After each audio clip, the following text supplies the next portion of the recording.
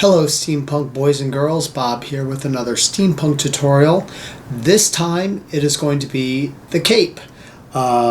Capes come in all shapes and sizes. You are generally looking at a two-shouldered cape with a clasp in the front or a tie in the front.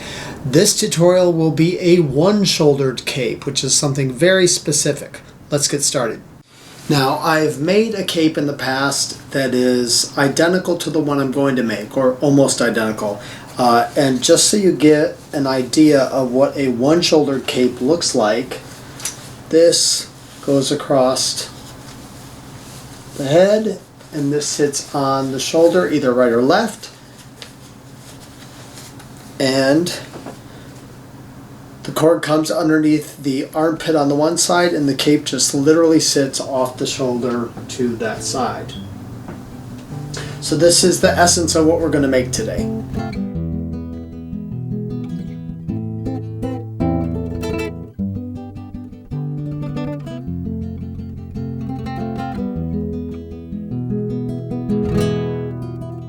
Before we begin the actual process of building this, I want to talk about capes in general. They are ridiculous in the modern age, but back then they were used for warmth. We use them, obviously, for superhero stuff. But when you're doing RenFaire or cosplay or steampunk, you want it to be as much about fashion and style as you do about being authentic. So the cape itself, because it is one-shouldered, is very, very fashionable. So I'm going to do the cutout to this, and then I'll show you what that pattern looks like as soon as I get it cut out.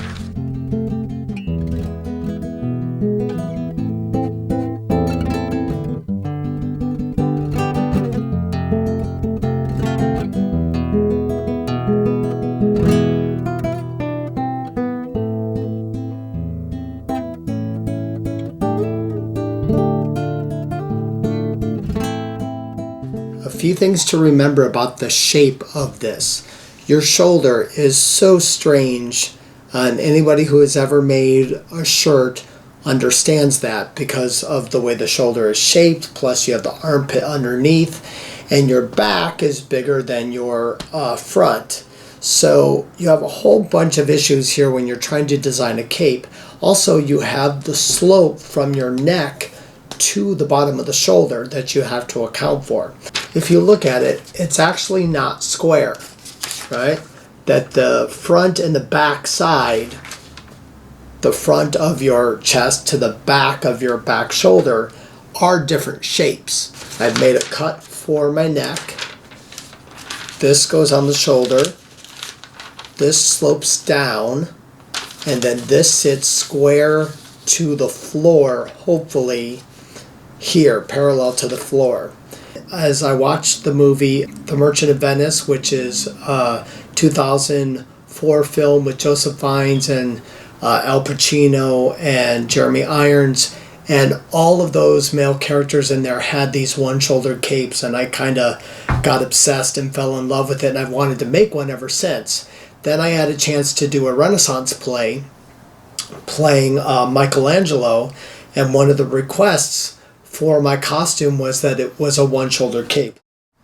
If you look at this cape, it is made with moderately decent material, and it's sort of polyester, so when it drapes and hangs, it's got a very basic flow to it, and it's not very heavy. But even then, when I was in the play, I was moving around quite a bit, so I had to make sure that the shoulder was actually weighted down enough, and this was secure enough so that it didn't actually start slipping off of my shoulders and slipping off, because then on stage that would be bad.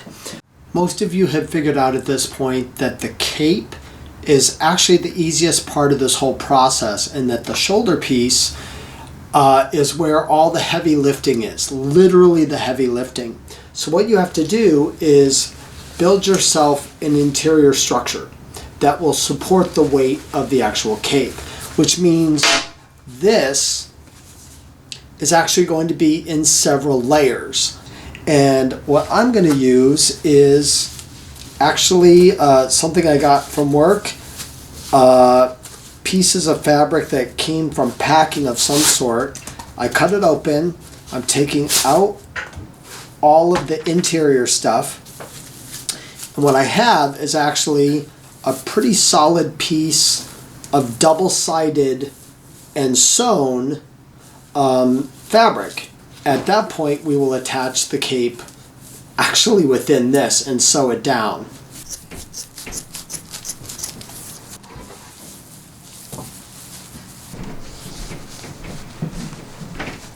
After some heavy trimming, I now have a double-pieced lining that the cape is actually going to slide in here. And then I'm going to fold it over, sew it down.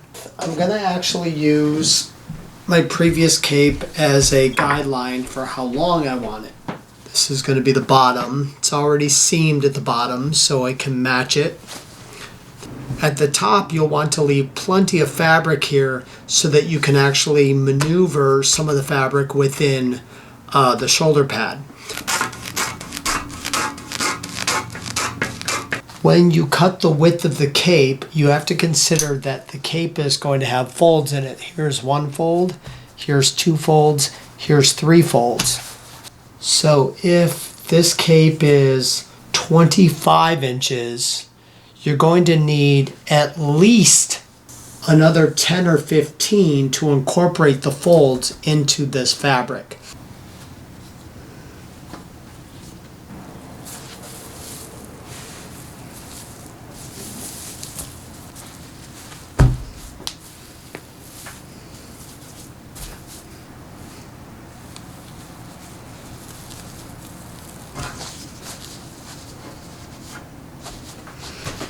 When it wraps around my shoulders, it seems very narrow. And I think what I want to do is extend this piece out a little further into this panel. And the same thing on the back.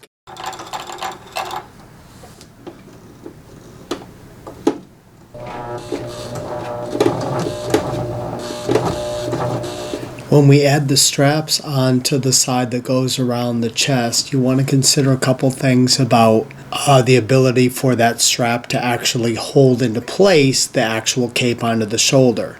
So if you do something a little bit thicker like this, it's better. You could go with something thinner, but you would need to put a backing on it so that it doesn't tear apart. Depending on the look you're going for and the style and genre that you're designing for, you want to consider accoutrements for the actual shoulder pad, or leaving it blank too. Ultimately, this is a collection of 6 or 7 different versions, and I'm going to pick one, so we'll see which one I finally choose. These are the choices I made. They're going to sit right on the edge, and then I'm going to add cords coming out of the side, something like that, 1 and 2. That'll wrap around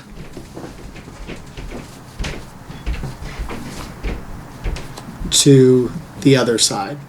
But obviously you will not put these onto the actual top leather. You're going to put them onto the undercarriage.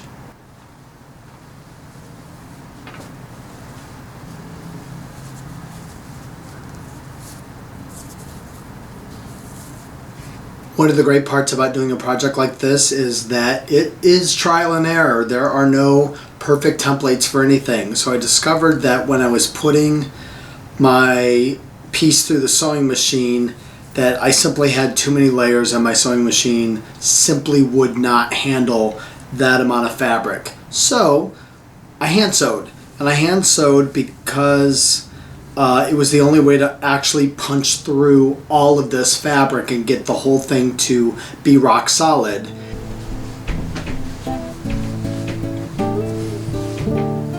And here we go. So this is the final version of this.